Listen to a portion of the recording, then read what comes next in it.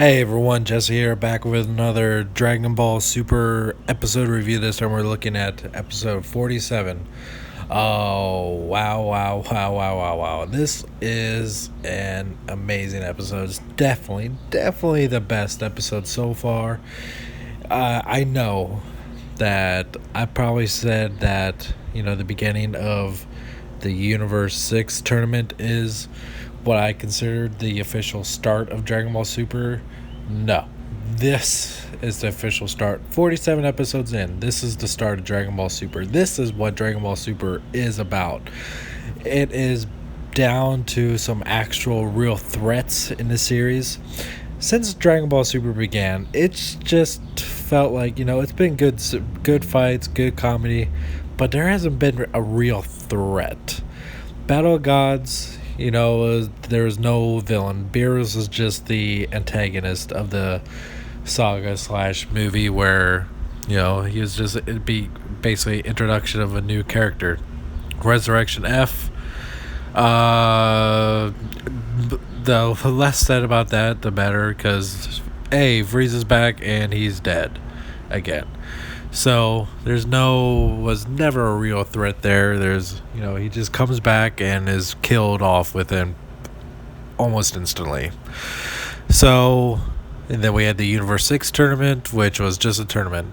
And now we're getting to some actual, good dark stories that actually pose a great threat, because something that I really missed from Dragon Ball Z is the really long arcs about escalating danger. The best example of that was from the Android saga, Cell saga, however you want to call it, because first start off with 1920 being the biggest threats, and then 1718, and then Cell, and the danger just kept on going higher, things just kept on going bad, until they came to the climax with the Cell games, and the payoff when watching Gohan kill Cell was awesome, because it was such a long journey to get to that point, and the overwhelming sense of doom from that made it a much more emotionally investable series. That's something Dragon Ball Super has been missing, and now I feel like we're finally going to get that, and that makes me really excited. Some criticisms about this episode. The animation is awesome. It's the future Trunk stuff. There's a few key points with the Goku, especially with Goku and Beerus and Vegeta, where the animation looked legit shit. Really sketchy, literally, it looked like it was just sketched on and then colored in. Really interesting point that they're talking about how powerful the Omni King is, and I was correct about my statement when he was first introduced. He is not a quote unquote fighter, but he is the most powerful being in all of existence.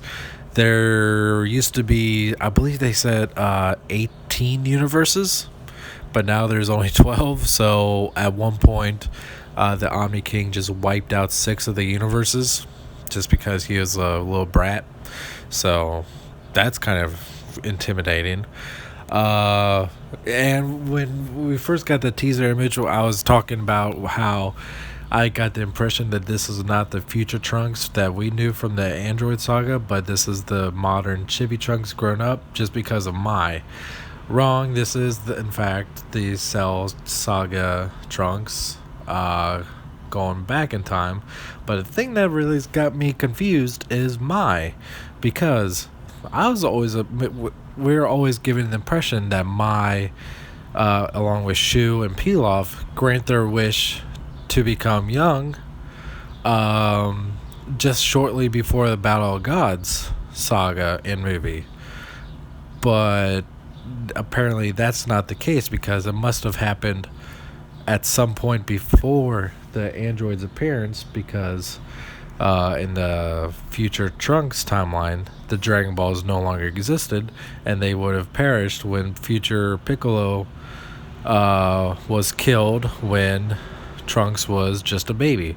So I'm guessing we're being led to believe that that the Pilaf gang wished to be young, at least around the time that the Android saga started. So that's kind of interesting.